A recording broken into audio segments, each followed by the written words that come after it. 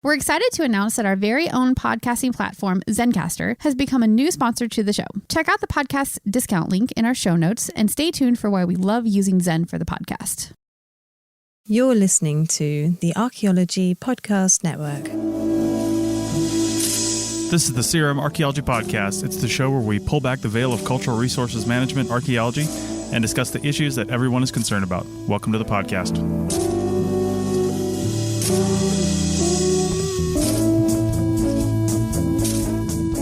Hello and welcome to the CRM Archaeology Podcast, episode 211 for March 31st, 2021. I'm your host, Chris Webster. On today's show, we talk about the recent violence against Asian Americans in 2021 and what that means for archaeology and health and safety in CRM. So do your pre- and post-field yoga because the CRM Archaeology Podcast starts right now.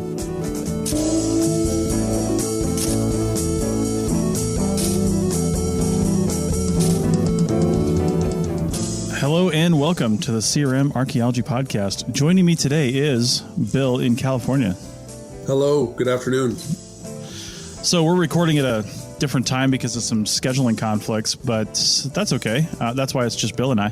Heather may join us later, so we'll bring her in when she does. But Bill and I have a few things to talk about. We're going to talk about his paper in SAA Advances for February, or is it March 2021, whatever it is. And we're also going to talk about some other stuff current in the news. So let's kick this off with the discussion, because Bill and I were talking right before the recording here about some of the latest stuff in the news. If you're listening to this in real time, last week there was, immediate in the news violence against Asian Americans. When I say violence, like 8 people were killed. Yeah. And I don't think they've come up with a motive yet, but it was a 21-year-old white kid that did it. And the thought right now, just because of some other violence happening around the country in a similar way, I haven't really heard about any killings. I don't know if that's happened. I'm sure it has, but somehow this made the national news because it was all in like the span of a couple hours. He went through some Asian massage parlors in the Atlanta area and killed a bunch of people in 3 different ones. And actually, my grandmother, every time I talk to her, she lives up in Seattle. I always get the news, the weather, and traffic when I talk to my grandmother, because all she does is sit and watch TV all day. And she watches the news all day. So she told me, I think weeks ago, if not months ago, about violence against Asian Americans in Seattle. There's a massive Asian American population in Seattle. I would probably say it's second only to San Francisco. And there's just been so many times, so many circumstances where in stores and, just parking lots, road rage, whatever, people are just raging against Asians because they think that all Asians are responsible for COVID. And we might think that's a crazy thing. That must be our society today. But that's the whole reason Japanese internment camps existed in World War II, because we thought all Japanese were bad. So let's round them up and throw them in a camp. Yeah. And it was so crazy. So Bill, as an African American and 2020 and Black Lives Matter, what's going on? What's going through your head right now? Yeah, exactly. I mean, I'm glad you brought that up, because here in the Bay Area, I live in one of the suburbs in the San Francisco Bay Area. But for the last few weeks, we've been hearing in the news of all kinds of ridiculous attacks on Asian American folks, Chinese American folks. Just yesterday, the day that today's the 18th of March. So a couple of days ago, maybe yesterday, I heard about a 75 or 78-year-old Chinese woman who was attacked in San Francisco, and she fought back and actually ended up bloodying and hurting the person who was trying to attack them. But I saw a ridiculous statistic, like there's a 1,900% increase in hate crimes against Asian Americans in the United States. And, a lot of this, I can directly connect this to the kind of rhetoric that was going on during our former president, who spent 4 years pumping this kind of stuff up. There's folks that are emboldened, right? I mean, this is 2021. So we just went through an entire summer of folks rioting over anti-Black violence. Anti-Black violence is still continuing. And now they're adding on a 1,900% increase in hate crimes on Asian American folks. So there's a couple of ways to look at it. Of course, not being Asian American, first of all I can do is just say that, sadly, this is just a symptom of 21st century United States right now. I mean, there's a huge group of individuals that are polarized. I guess I can throw every single thing in there that's causing all the problems. But at the heart of it is structural racism, that these ideas of difference and, that there's people who are inferior, And in the case of the shootings in Atlanta, there's discussion about, we don't know the motive, but the person only targeted Asian American businesses and shot at Asian American women. It wasn't like they were going around and, going to the country club and checking out the day spa and shooting a bunch of people there that go there, or, going to some other place. They were directly going after these Asian spas. So there's all this stuff about Asian women and their sexualization and all this stuff. So to question the motives on this individual is absolutely insane. We know exactly what they were trying to do, trying to kill Asian American people. And these attacks on Asian American people, it's not because they're frustrated over shelter in place or something like that. It's because they are believers or followers in these kind of white supremacist ideas and these kind of inequities, and they're blaming Asian Americans for the situation that we find ourselves in. And of course, it's absolutely wrong, but that's just where we're at. And it's, the same thing, the lingering continual shooting of Black people by police, the continual discrimination that's happening on multiple different fronts by all kinds of people of color across the United States. This thing is baked into the structure of the world we live in. And seeing this kind of stuff tragically is just a symptom of the key illness that we all have, which is structural racism. So what does all this have to do with archaeology? I mean, this is an archaeology podcast, right? We might think that we're above all this and beyond all this because we're talking about the past. But what does this have to do with our current situation? Yeah, I mean, that's a huge question too, because as archaeologists, and this being an archaeology related podcast, I think many of us know that we got into this thing because we were interested in the past and because we believe that learning about stuff in the past is going to help people in the present, and that we're, conserving things from the past or passing that information on to generations that have not yet been born, right? So the whole process is learning from the past to improve our condition in the present, also preserving things from the past so that people in the future will not live through the same mistakes that we have, and they'll actually have something they can connect to. So a couple of things real quick. One of the responses, and I haven't really seen it happen from archaeology, but I'm not yet really surprised, is the anti-racism, anti-violence statements. Like we saw a lot of different organizations crank out these anti-racism statements. And to be fair, we haven't really actually had enough time to see organizations actually deal with this kind of stuff, because the ongoing anti-Black violence is now mixed in with this resurgence in anti-racism or anti-Asian American violence to come up with this one toxic ball that's like, impossible to separate, that's added on to all the other violences that we already had. So I'm waiting right now, like you said, this will be coming out a week from now. I'm waiting to see what the archaeology organizations say about anti-Asian American violence. Like, I want to know, is it going to be something that recognizes the completely different historical trajectory, cultural, ethnic, economic differences between all the, hundreds of different ethnicities and nation states and all the different people coming from across many different Asian, backgrounds? Is it going to actually be rooted in those kind of situations? Or is it just going to be the same exact thing that we saw for the anti-Black racism, but then they add in anti-Asian American? Like, is it going to be something new and sincere? Or is it just, let's just dust off that anti-Black thing and just add Asians where it says Black in every location, and then we'll just edit it up a little bit to be the specific violence, right? Like, that's the question that I'm wondering. Well, isn't it too, like, almost designed? I mean, they would never say this, but it almost feels like it's designed to just make you feel better. It's like when, over the summer and I mean, much of 2020, when Black Lives Matter was, on everybody's minds, and everything was, all this stuff was happening in the news, people, white people, I would hear people say this, and I never said this, Bill, although you are a friend of mine, but I didn't use you as a playing card. I wouldn't be like, oh, I have a Black friend, therefore, I'm somehow better or excluded, and I'm not part of this, right? It almost feels like that when these organizations make this statement. It just makes them feel better about themselves. Yeah. And I'm wondering, what's the point? Is there any real change? Because, to be honest, most of these organizations, the population of archaeologists, while it is largely white, it does tend to be a group of people that is more accepting, just by our very nature of our jobs and our interests, of other people and other cultures. So we're not really the target audience for this. But I'm just wondering, what's the point? I feel like it's a lot like writing when they'd write like 4-speed in Chrome on the back of a Gremlin in the 70s, right? Like, who cares? You know what I mean? Still never going to beat my Mustang in a race. I don't care. That's right. Like, it's just putting words on there and they don't mean anything. Well, yeah. I mean, so that gets to the heart of the matter. And that's what 2020 really has been about in archaeology.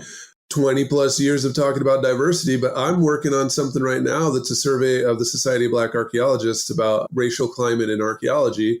Mm-hmm. Not to be a spoiler or anything, but there's, 230 something members at the time when we did the survey, and about 80 something of them responded to the survey. So we're talking like almost half of the membership, 40% of the membership responded to this survey, right? That mixes with some SAA information that I just saw about the Society for American Archaeology. They had like an 1,100 person response rate to their survey. And I don't know how many SAA members there are, but I know there's way more than there are, Society of Black Archaeologists. And of that, 4 of the people who responded were Black. 4 out of 1,100 were Black. Right. And, about probably 4% or 4 of the people who responded to the SBA thing were white or not white, right? Or not Black, right? So, I mean, I don't know. I don't know the actual numbers. It was more than just 4 people, but I would say, less than 20% of the people who responded to that SBA thing did not identify as African-American versus 4 people identifying as African-American in the SAA. So there's kind of like 2 entire universes going on when we talk about diversity. More and more people becoming archaeologists that are Black that are not joining the reindeer games of the SAA and the other main ringleaders for the number one reason, like they are just doing window dressing in a lot of ways. I mean, they're just saying stuff. They don't actually, in fact, know how to increase their diversity because they're not actually, in fact, connecting with any community of someone who would ever even go into archaeology. I mean, what's the use of you learning about the ceramic index values of your enslaved ancestors if you don't even talk about how that would have impacted their lives during slavery, right? Because no matter how much porcelain or gold you own as a slave, you're still a slave. And it's the same thing with trying to figure out the value or, what's the use of Japanese ceramics or something like that. You got to start thinking about what role do those things play in their lives as immigrants, to the United States in the 1800s or early 1900s, working in these, locations. And archaeology, especially SAA specifically, is not doing that connect. They're not going from arrowheads and, archaeological features and slave cabins and stuff to connecting it to real humans in 2021 in a way that would ever make your kid want to do archaeology. I mean, it all just is oh, that sounds pretty interesting. But then when you look at what the SBA is doing and some, a large portion of the Society for Historical Archaeology and local archaeology organizations, I mean, they're out there in schools, they're doing all kinds of public archaeology days and they're doing all kinds of stuff instead of just publishing, like we're going to talk about the article, publishing articles that individuals write for their journal and then hiding them behind a paywall and charging $25 per read of an article. I got my article for free, but the other ones in the volume, I'm $25 if I want to read their things. Right. That's never, if you're just writing about ceramics and other stuff and arrowheads and then, publishing the stuff in American antiquity and then hiding it through the publisher and never going to talk to anyone else and definitely never asking them what they think about their heritage, you're going to end up in this kind of situation where when there's anti-Asian American violence, you dust off the old thing because you don't know any different and you move on and feel better and eat breakfast knowing that you at least made a statement, right? Yeah, that sounds about right. Par for the course, to be honest. And, I wonder historically we've always had racism. There probably isn't a time in the past when there hasn't been racism, right? There's been mixing of people of different color for as long as probably people stepped out of Africa. Yeah, sure. And, it's just always been like that. And I don't know how long there's been like a straight color comparison because that's really all it is. It's not even cultural differences because I'm white and I'm from Pacific Northwest, but I'm very different from the white people down here in Charlotte, North Carolina, where I'm at right now. Yeah. I'm very different from the people in Florida and New England. Black people from the Northwest are different than black people in, North Carolina or wherever else. I've got relatives in North Carolina and I'm from Idaho. We're not the same, right? Yeah. So it really does just come down to color, which is a wacky concept that's still a thing. It doesn't make any sense because people, they always say you can't judge a book by its cover, but you can't judge a person by their color either. And that is exactly what people are doing. And I don't know how to combat that, because that's just deeply ingrained in somebody's crazy head that there is a difference between you and me because of our skin color.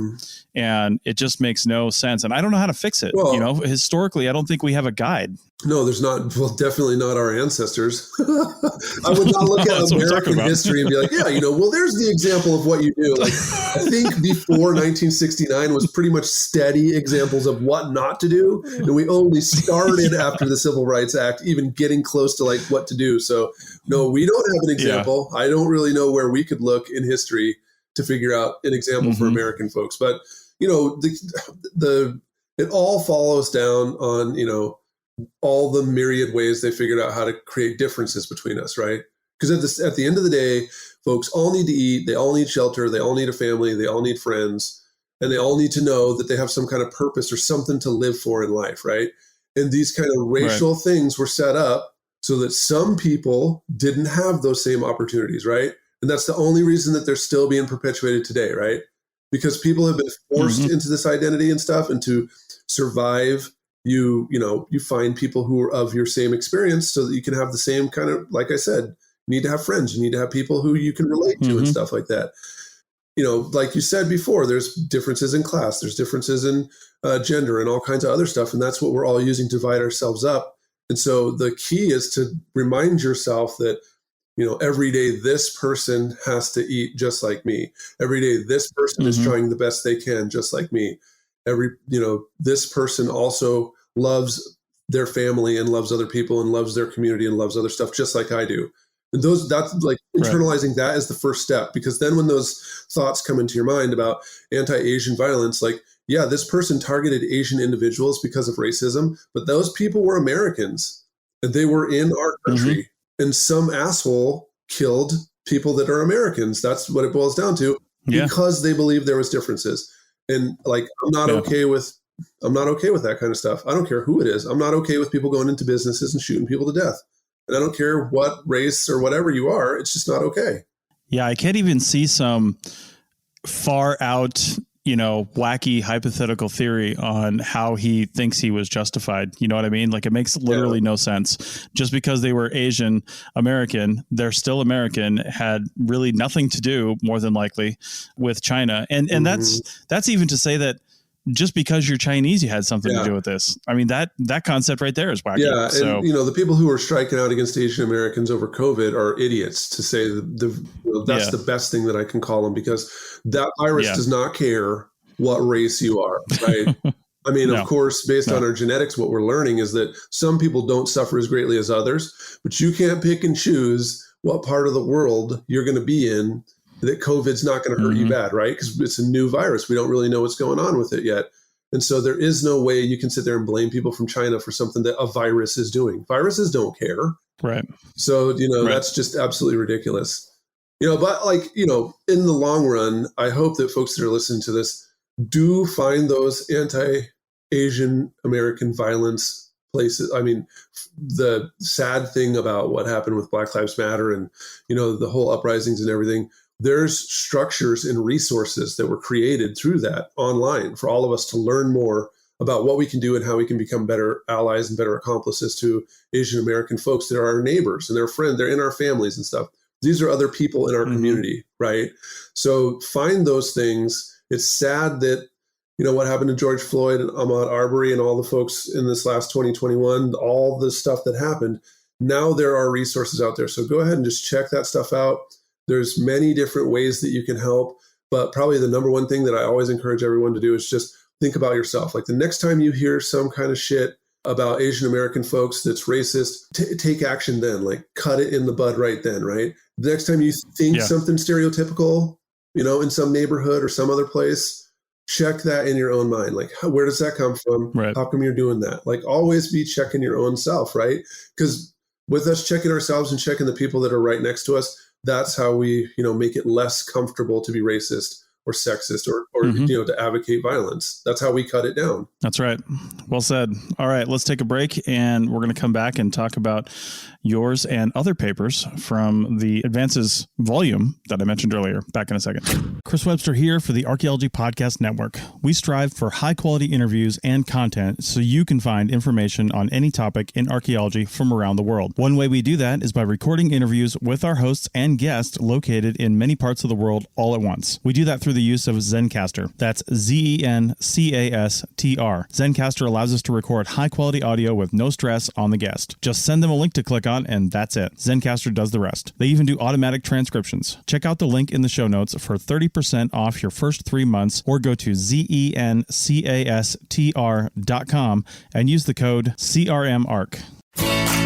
Looking to expand your knowledge of X-rays and imaging in the archaeology field? Then check out An Introduction to Paleoradiography, a short online course offering professional training for archaeologists and affiliated disciplines. Created by archaeologist, radiographer, and lecturer James Elliott, the content of this course is based upon his research and teaching experience in higher education. It is approved by the Chartered Institute for Archaeologists as 4 hours of training. That's in the UK, for those of you that don't know. So don't miss out on this exciting opportunity for professional and personal development. For more information on pricing and course structure, visit paleoimaging.com. That's PALEO imaging.com, and look for the link in the show notes to this episode. Welcome back to the CRM Archaeology Podcast, episode 211, and we are switching gears, as I mentioned in segment 1, and we are going to talk about Bill's article in the latest SAA Advances, if you're listening to this in March of 2021. If you're not, the link is in the show notes. And the article is called Applying Risk Management Concepts from CRM and the Outdoor Recreation Industry to Academic Archaeology Projects. And it's by Dr. Bill White. So the entire issue is around health and safety and field health and safety. So Bill, why don't you give us a little primer on this article? Yeah, I'm glad that we're talking about this, because health and safety, if you've been doing, this is the CRM Archaeology Podcast. So folks who are listening have either been doing cultural resources or they want to get into cultural resources. They're trying to learn more about it. But I think that everyone who's done cultural resources for, the last 15, 20 years or so has definitely seen an increase in health and safety, kind of not even really regulations, but policies, and an increase in health and safety checks and recording and all this other stuff. And so CRM companies are really starting to move forward on this whole health and safety thing. And half of it is because of our clients. They require us to have safety tracking and monitoring system. But also the other half is for the liability of the company and the organization to keep people from getting sick and hurt. And then I think everyone would like for all of us to come home safe and sound. However, I've worked for companies where I don't think us coming home safe and sound was like the number one priority. And so those other two things of our clients wanting to know, hey, how are you tracking health and safety? And then the other part of it being, we could possibly lose a contract because we have no health and safety. I really think that that's behind the CRM, increase. But there's not necessarily a corresponding increase among academic archaeology as far as field schools and other stuff. I mean, most of us get our first training from an archaeological field school, and I took many, and I was a crew chief on several, and I don't remember us necessarily talking about health and safety until the work that I was doing in St. Croix, and we still don't even have like a CRM grade health and safety thing. It's more of like, making sure everyone's safe, checking in on people if they have sore muscles, making adjustments, checking in on each individually in the field and asking them, how are they doing? What's going on? How do they feel? Give people the space to, take care of their own bodies and stuff. So we still don't even really have like the whole tracking thing down in the field, except the University of California has a very detailed health and safety system, but it's not oriented towards archaeology. There's an entire risk management office and a whole bunch of other health and safety oriented administrative units through the University of California system. This article came about because the UC system is now creating fieldwork health and safety systems, and we're getting the training from the National Outdoor Leadership School, because they have so much experience in leading students out into all kinds of different terrains and different environments. And so the UC system, I'm totally fortunate that they're not only talking about how the health and safety thing for the university doesn't really cover field work as much. I mean, you can imagine with that many different campuses in the UC system and people doing things as, diverse as like, remote polar biology and, environmental studies with marine biology, with archaeology, and all these different environments. I mean, they've got researchers doing stuff in all these different environments, and there is no one size fit all health and safety thing that's going to cover it all.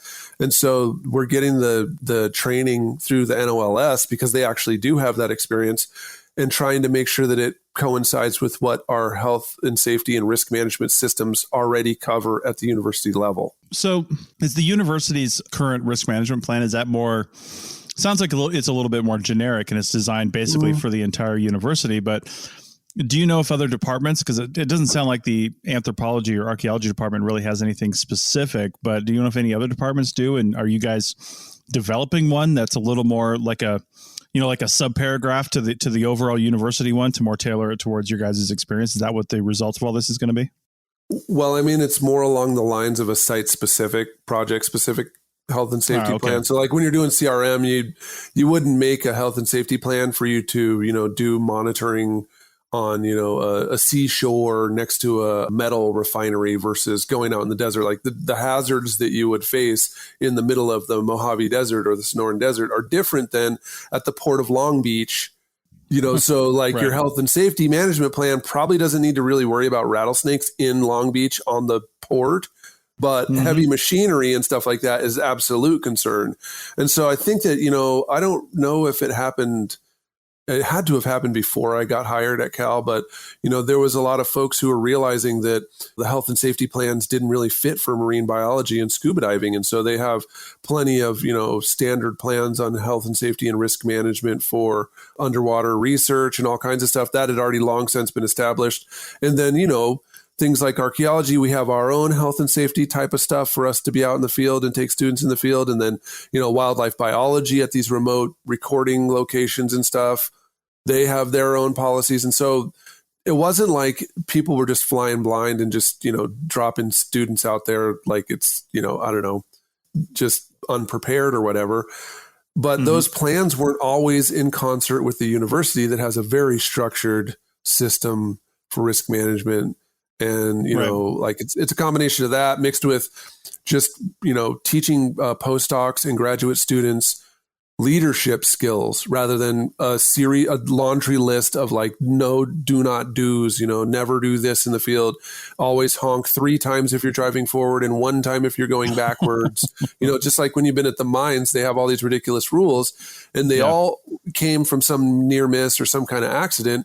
But you see grown men honking 2 times going forward and 1 time going backwards and all this crazy stuff and wearing a helmet and steel toes, like 4 miles away from the open pit or any haul road, like way the hell out there because never, Darren M. Shaw inspector fly a drone over you all the way out there and somehow see that someone took their helmet off for 5 minutes. So they're going to get a fine. Right. Yeah. So, that's kind of the way a lot of the overall health and safety things are for like, administrative assistant 2. Here's the health and safety guide for someone who sits in a cubicle for 8 hours a day and only walks from this to that, right? Or, here's the HVAC people. Here's the health and safety manual for someone who checks out ventilation ducts, is working around furnaces, and has to occasionally use a crimper to cut metal or shape metal beams. Like they have all those things because OSHA has all those things, all the rules on what they can do. But archaeology always falls in that gray area.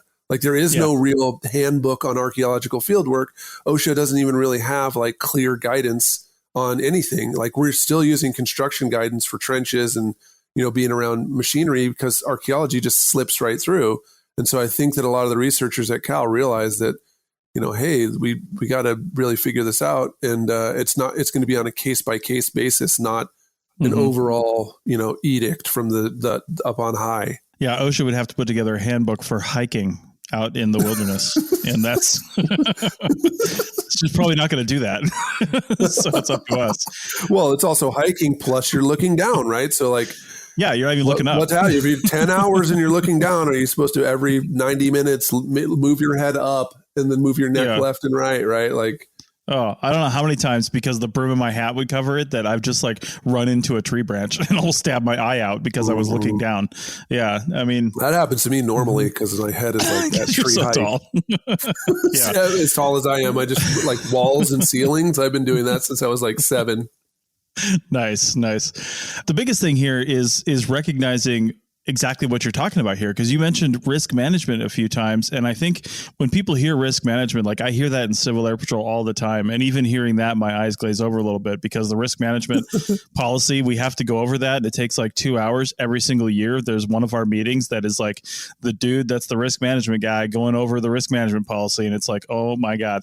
But when you really sit and think about it, it's actually a really important term, and it's something that CRM doesn't really seem to do that often. And I'm living a parallel life right now doing software implementation for a company that focuses on safety management software for, really any size organization, but really large organizations. And two things that they do that they focus on, every single company I work with gets like a different set of modules that they, have in their system. But two things they focus on without fail are incident management and risk management. And incident management is literally managing the incidents that you have.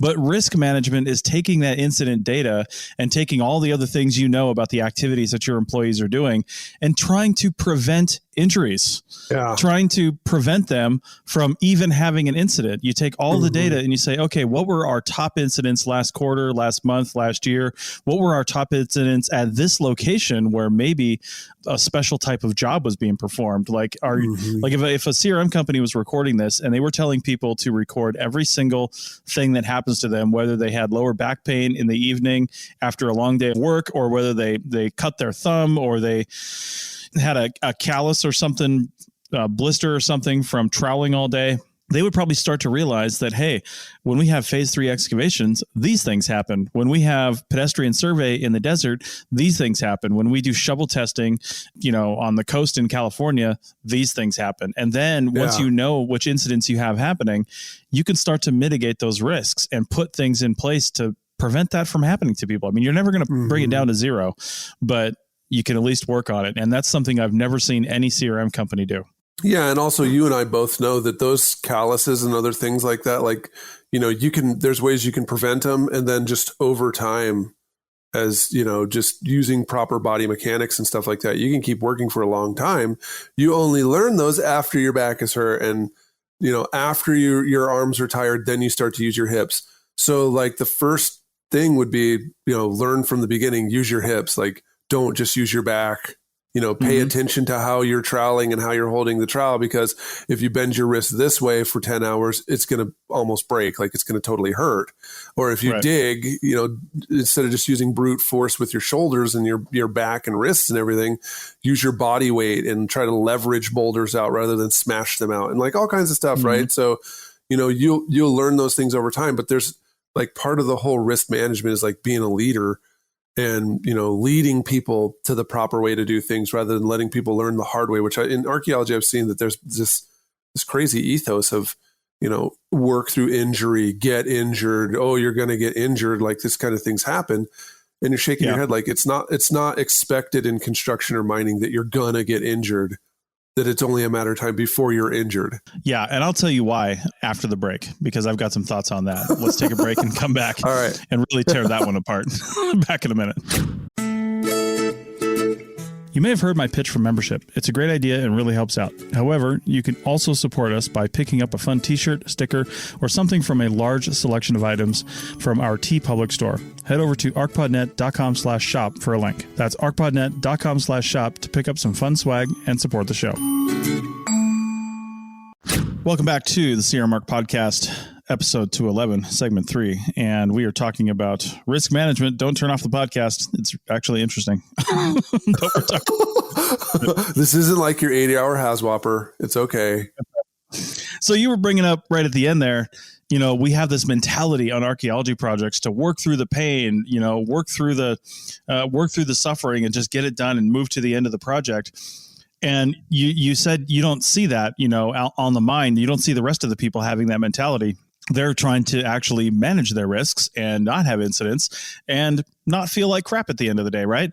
The reason that is, in my opinion, and it's my biggest pet peeve in CRM, and it's the way that they treat people. We live in hotels. After time. Yeah. And we're treated like every project is a field school. Like at the end of that project, we're all going to go home and not be in the field again because we're going to be doing something. But that's only true for a very small handful of people on that project. And it's those people, the project managers and sometimes the crew chiefs, as their company people, that are driving that mentality. They're like, let's get this done. We've got a time schedule. I want to get this done.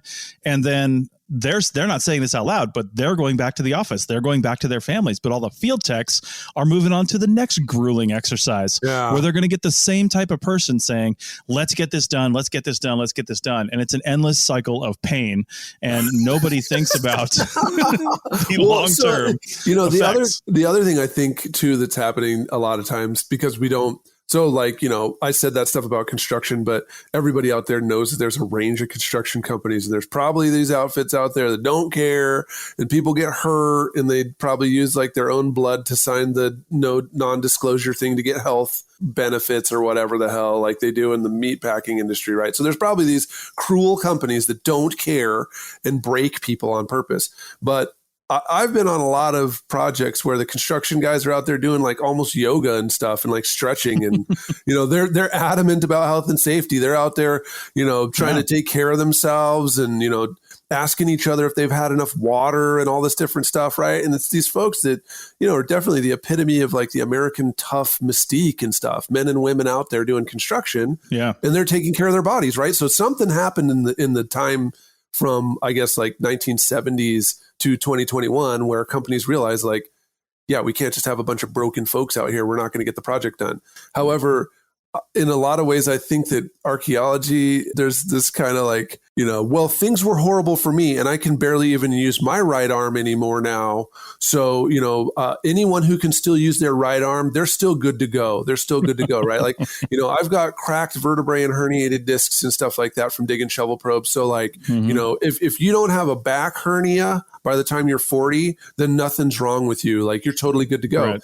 But I mean, at a certain time, it's got to change, right? Like we got to realize. So one thing that I don't know if folks realize is that the folks who are in the generation younger than Chris and I, and probably many of the people listening to this, is a smaller demographic cohort, which means there's going to be fewer college age adults to go to college, which means there's going to be fewer people that are even going to try to be archaeologists than there are right now. Right.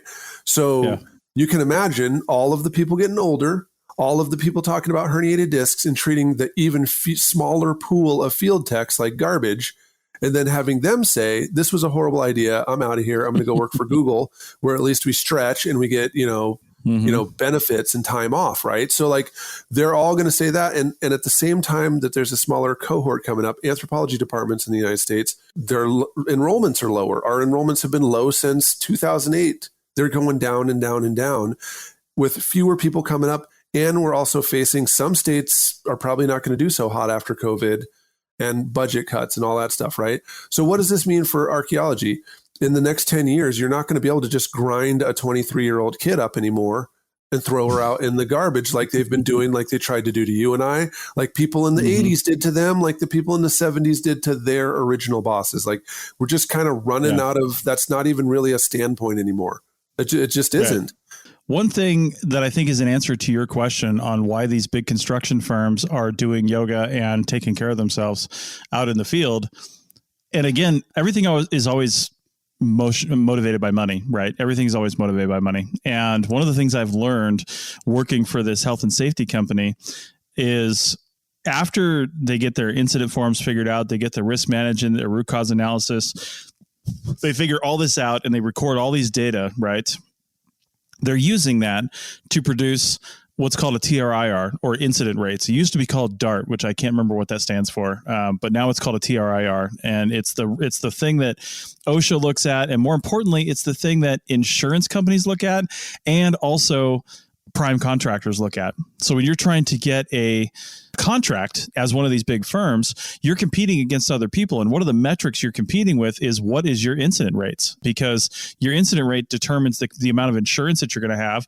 And it determines, really how well the project's going to go. If you've got a high incident rate, you're not going to win over somebody that has a lower incident rate. So it behooves them to encourage their people to take care of themselves and have these types of programs. And again, I've just never seen that kind of thing from a CRM firm, and it's totally wacky. So I don't know if some of the bigger CRM firms that are actually engineering firms and some of those ones that have other verticals other than cultural resources, if they're being required to do that kind of stuff, and that's trickling down to the cultural department. But I wouldn't be surprised if it is, like the AECOMs of the world and, those bigger companies. They probably are doing that kind of thing. And again, I don't know if it's trickling down to cultural or not, but everybody really should be doing it, whether you're looking at your incident rates or not, because it's just going to, like you said, Bill, we're going to have a smaller pool of people here in the future, and we got to take care of the ones we have and keep them in. It's also coming at a time when we have more cultural resources. If you think about it, a huge chunk of our landscape in the United States was built after World War II, and it hits 50 years. Like, one of the main motivators for me to go into historical archaeology is every single day there's 1,000 historical sites that are created in the United States. There's not going to be another, pre-contact site ever created again. So there's constantly more and more landscapes and buildings and subdivisions and bridges and everything that comes under the NHPA historically. Mm-hmm.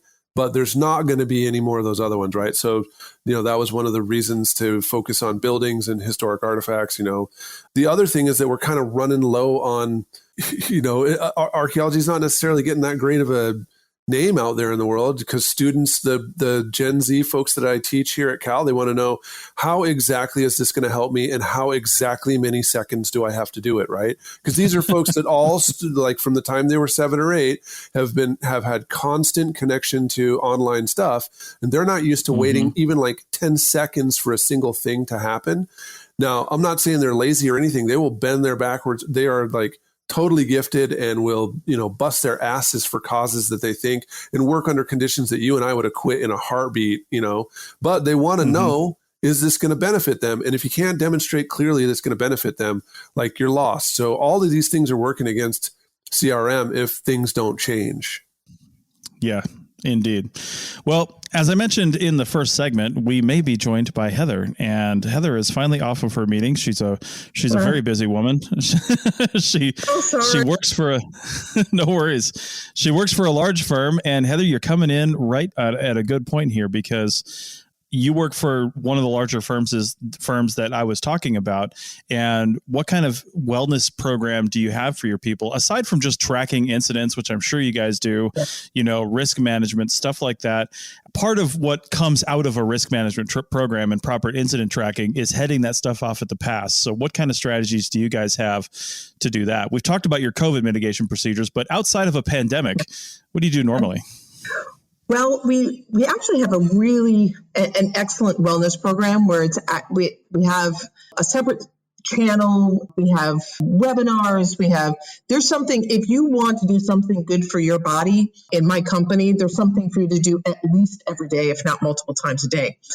Now, I'll have to say, because I laugh about it with my colleagues, that it just gives me stress, because every time I see like, I get this little ding, oh, here's a little wellness thing you can do.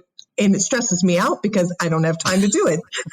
And then I'm like, okay, what's the this is kind of contradictory to what it's meant to do. But they have a wonderful program of not only training you to take care of yourself, but also really encouraging you to, set time aside to take a breather. But the problem is that, the way that this consultant lifestyle is, and it's really not for everyone. And I think a lot of people, I was just talking about this to somebody in the safety department today, is that there's a lot of people are having epiphanies because of this last year in COVID, and realizing that, we all knew that we worked really hard. We all knew that we have crazy hours, and that we probably, we get paid 40, but we actually work 80.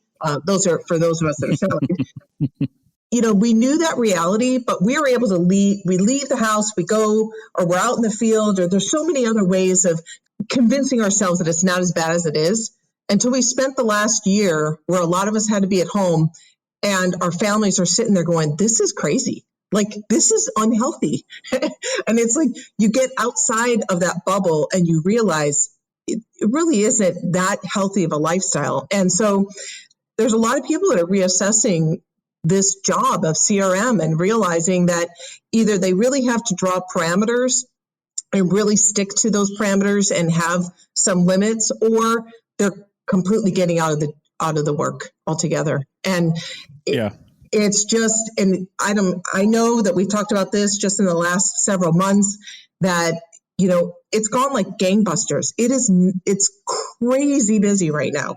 And so many times I don't even have the time to look up and take a breath just to, kind of get my equilibrium, because there's so much coming at me. And that really it just isn't for everyone. And I think that people need to understand that before they go into this business, there are ways of avoiding that stressfulness. One is staying in the field and really predominantly being a very good CRM field archaeologist, which is so valuable. It's really valuable. A lot of times they're not respected. It's the people that are, writing the reports and doing the desktop analysis that people have more respect for. But really, everybody has their role, and a good field archaeologist I'll put up against anyone sitting in a desk any day. I think that if you love archaeology, that you really do have to. We are actually starting to take a separate path. We are now we're career pathing, and we're creating a path, not just for somebody where it used to be in CRM, you're in field archaeology, and then the only way to move up in the world of CRM is to become a manager and end up behind a desk and not really be able to go out and do that work that the reason you started to begin with, archaeology. Right. And now we have two career paths that we're really focusing on, where you can have just as rewarding and beneficial career path as a field person than you can as somebody who's a desktop. And that's really important. I think that's the future of CRM.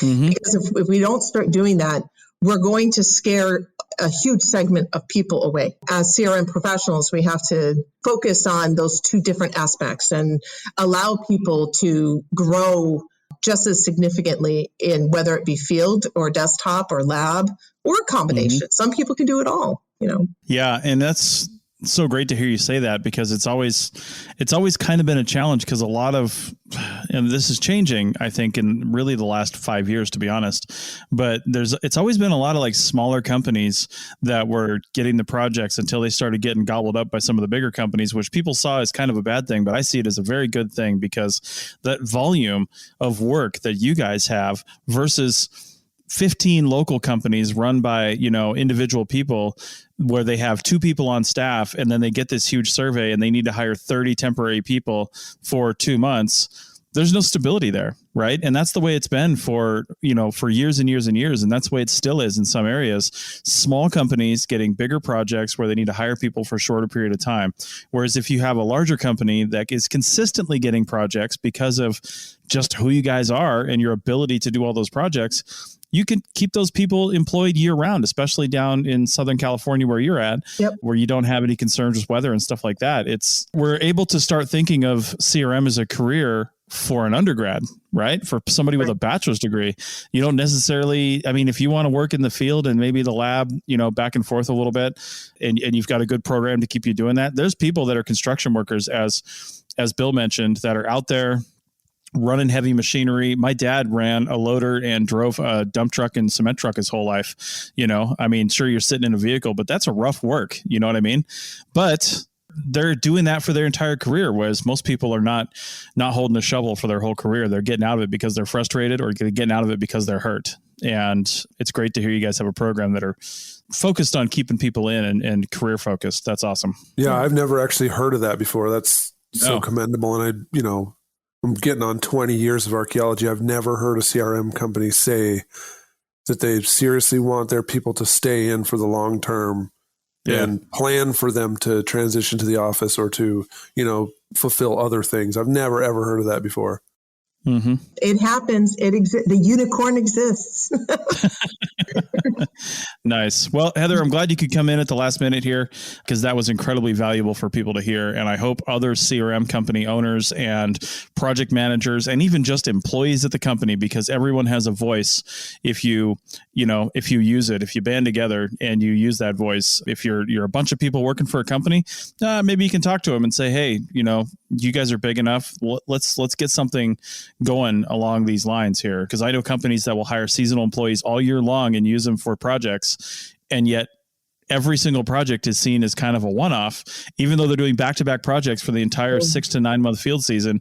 They're all seen as individual things, and you're just there for the ride. And then when that's over, they send you packing and they keep you on the list. They might call you next year. They might not, but there's literally no looking beyond the project. Not even beyond the project you're on. It's can we meet our deliverables and can we do it on budget and on time?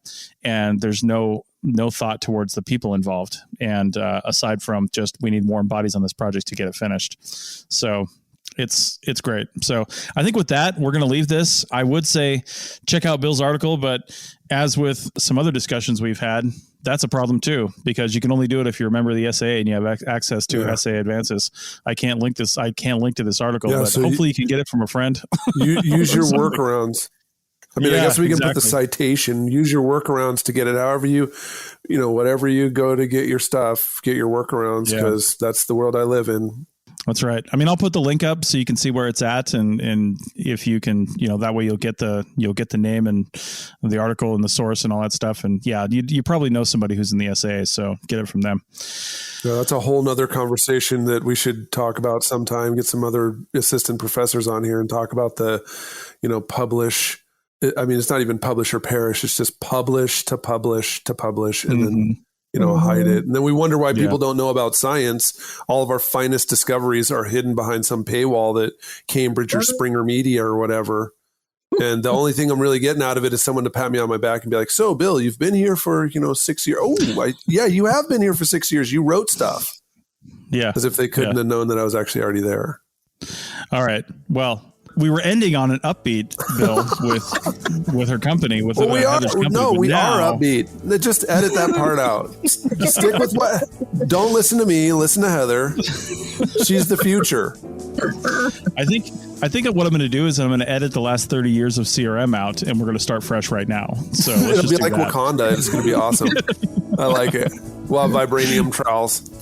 Nice. All right. Well, thanks everybody, and we'll see you next week.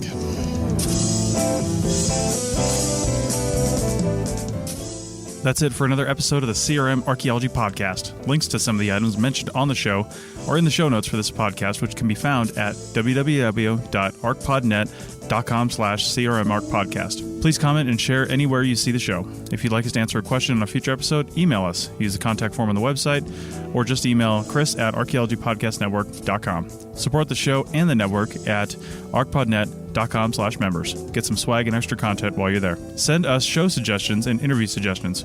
We want this to be a resource for field technicians everywhere, and we want to know what you want to know about. Thanks to everyone for joining me this week. Thanks also to the listeners for tuning in, and we'll see you in the field. Goodbye.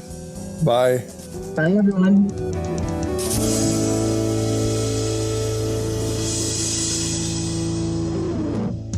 This episode was produced by Chris Webster from his RV Traveling America, Tristan Boyle in Scotland, and the Archaeology Podcast Network, and was edited by Chris Webster. This has been a presentation of the Archaeology Podcast Network. Visit us on the web for show notes and other podcasts at www.arcpodnet.com. Contact us at chris@archaeologypodcastnetwork.com. Thanks again for listening to this episode and for supporting the Archaeology Podcast Network. If you want these shows to keep going, consider becoming a member for just $7.99 US a month. That's cheaper than a venti quad eggnog latte. Go to arcpodnet.com/members for more info.